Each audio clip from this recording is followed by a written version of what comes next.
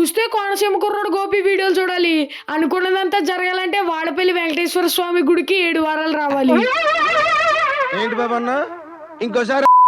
రేపు శనివారం అనగా ముందు రోజే ప్లాన్ వేసేసాం వాడపల్లి వెళ్దామని. మేము వాడపల్లి తెల్లారగట్ల 3ంటికే వెళ్ళిపోదాం అనుకున్నాం, కానీ నేను అలారం పెట్టడం మర్చిపోయానండి. అయినా సరే నాకు 5ంటికి మెలకు వచ్చింది. రెడీ అయ్యి బయలుదేరే లోపల టైం 5:55 అయిపోయిందండి. వాళ్ళేంటో కానండి మాకు అదృష్టం బాగా ఉన్నట్టుందండి. ఎందుకంటే మేము వచ్చిన టైంకి జనాలు తక్కువ ఉన్నారండి.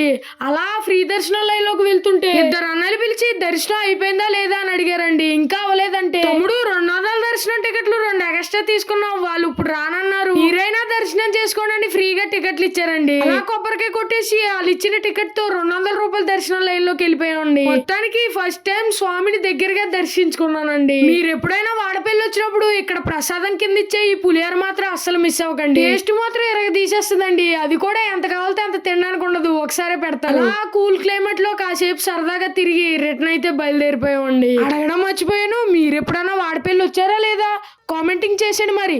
సరే మరి ఉంటానండి మరి, బాయ్.